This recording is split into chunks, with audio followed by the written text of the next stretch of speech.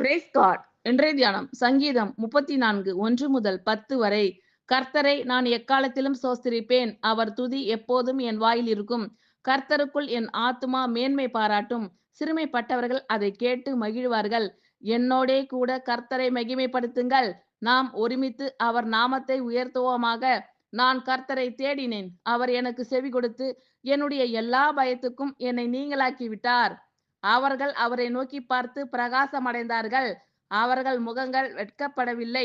இந்த ஏழை கூப்பிட்டான், கர்த்தர் கேட்டு அவனை அவன் இடுக்கண்களுக்கெல்லாம் நீங்களாக்கி இரட்சித்தார்.